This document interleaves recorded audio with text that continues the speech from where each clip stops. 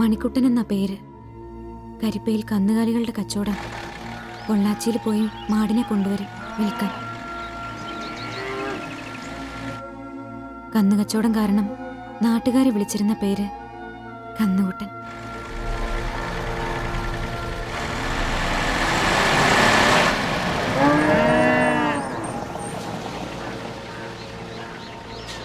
നീ ലോഡ് കൊണ്ടാ ചന്ത ഇറക്കി.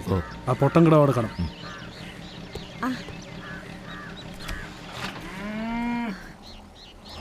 മോളെ മല്ലികേ, ദേ മണിക്കുട്ടൻ വന്നു.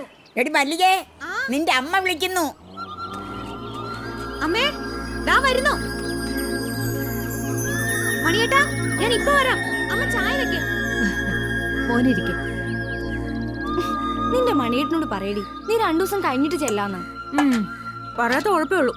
ഇപ്പൊ തന്നെ ലോഡ് എടുക്കാൻ പോയതുകൊണ്ടാ പിന്നെ ഇവിടെ ആക്കിയിട്ട് പോയാ. ഞാൻ എപ്പോഴും അടുത്ത് വേണം. അതൊക്കെ മനസ്സിലാവണമെങ്കിലേ കല്യാണം കഴിക്കും.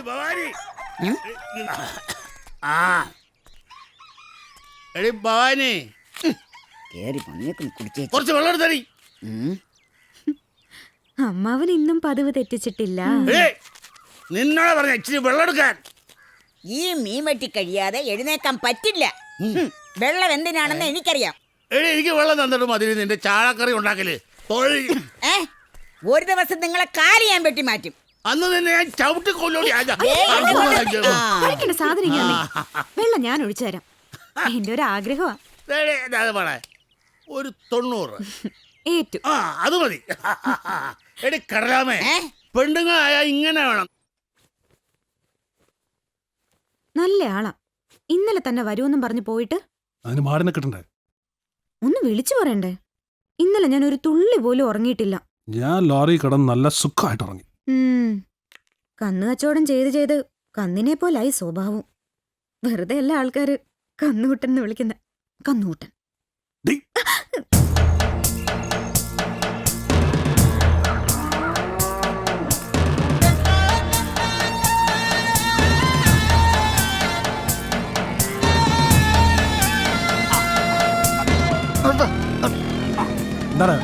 അല്ല, കാച്ചിന് ആവശ്യമുണ്ടെന്ന് കരുതി തോന്നിയ വിലയിട്ടാലേ ഇവറ്റകളൊക്കെ ഇവിടെ നിന്ന് പോകത്തേ ഉള്ളൂ. പറഞ്ഞ വിലക്കാണെങ്കിൽ നീ വിറ്റാ മതി കേട്ടോ. ഓ, പറഞ്ഞ വിലക്ക് നീ തന്നെ മേടിക്കേണ്ട വരും.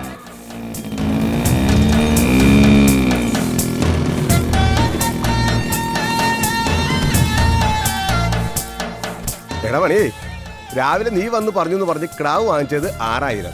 ഇന്നലെ വൈകിട്ട് നീ വാങ്ങിച്ചത് 2000. 2 മാസത്തെ വാടക 2000, മൊത്തം 10. രാവിലെ കിടന്ന് പിടയ്ക്കണ്ട, തരും. ഉച്ചയ്ക്ക് മുമ്പേ കിട്ടണം. അത് ഉച്ചയാകുമ്പോ പറയാം. ഇത് കൊള്ളാലോ. ഇതിപ്പോ കയ്യിലിരിക്കുന്ന കാശ് കൊടുത്ത് കടിക്കുന്ന പട്ടിയെ മേടിച്ചു എന്ന് പറഞ്ഞ പോലെയായി. ശിവേട്ടാ, വൈകിട്ട് ഒരു ലോഡ് കുരുമുളക് വരുന്നുണ്ട്. ഇറക്കാൻ കൊടുത്തുണ്ടോ? ലോഡ് ഇറക്കാനൊന്നും എന്നെ കൊണ്ടുപോയാ. നീ വല്ല കൊട്ടേഷൻ ഉണ്ടെങ്കിൽ പറടാ. ദേ ശിവേട്ടാ, മിണ്ടാതിരുന്നോണം. വെറുതെ ഒരു പറച്ചില്. നിർമ്മല എവിടെ പോയി? ചേച്ചിയും സുധാകരേട്ടനും കൂടി കാലത്ത് ഇറങ്ങിയതാ. എങ്ങോട്ടാന്ന് പറഞ്ഞില്ല. അവര് വല്ല ഉരുളി കമത്താനും പോയിട്ടുണ്ടാവും. ഉരുളിയോ? ഓ ബെസ്റ്റ്. ഈ പൊട്ടിപ്പണിനോട് എന്ത് പറഞ്ഞാലും മനസ്സിലാവില്ല. എടി കുഞ്ഞിക്കാല് കാണാൻ നേർച്ച.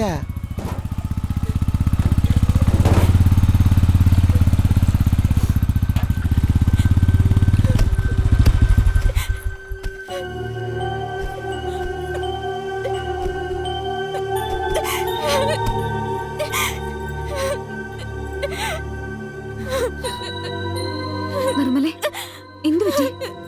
എനിക്കിനി ജീവിക്കണ്ട. ചത്താ മതി, ചത്താ മതി.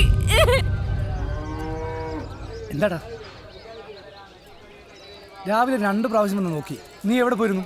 അത് ചേട്ടാ, ഞങ്ങൾ ആശുപത്രിയിൽ പോയതാ. ഡോക്ടറെ കണ്ടോ? കണ്ടു. എന്നിട്ട്?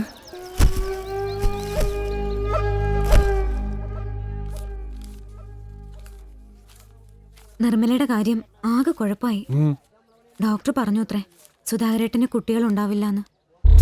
പാവം.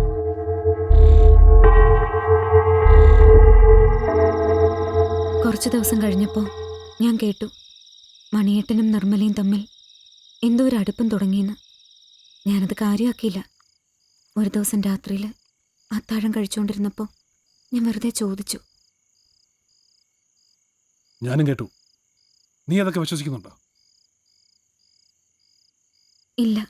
നാട്ടുകാർക്ക് എന്താ പറയാൻ വയ്യാത്തെ? നീ വെറുതെ ഓരോന്നാലോചിച്ച് മനസ്സ് വിഷമിക്കണ്ട. അങ്ങനൊന്നും ഇല്ലാന്ന് എന്റെ തലത്തൊട്ട് സത്യം ചെയ്യൂ. എന്റെ ഒരു മനസമാധാനത്തിന്. അയ്യോ വേണ്ട വേണ്ട, എനിക്ക് വിശ്വാസം. പോയി ആരാ നോക്ക്.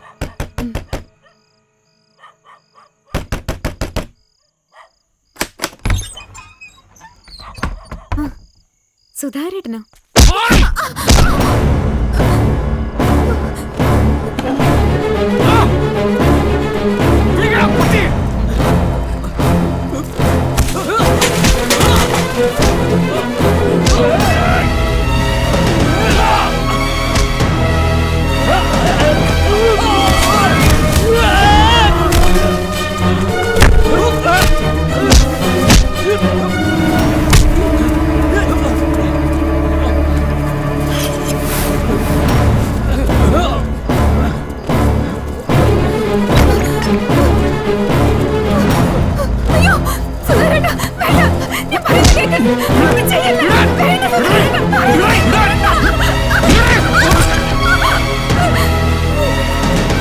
എന്റെ കുടുംബം തകർത്തിട്ട് നീ ഇവിടെ സുഖമായിട്ട് ജീവിക്കാന്ന് കരുതി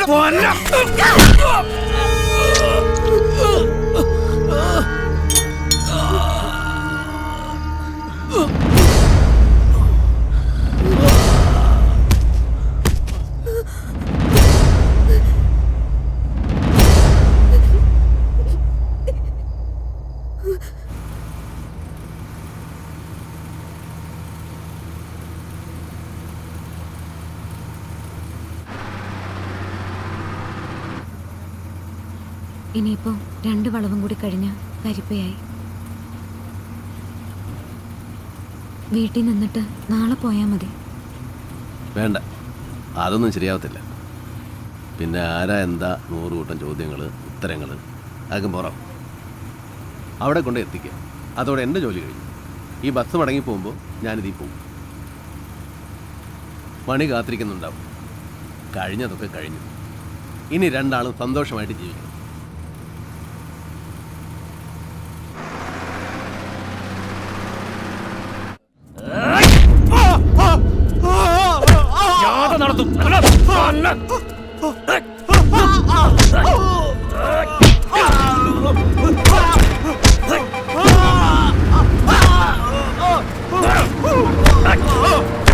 ചെട്ടിയാർ ശിവനല്ലേ?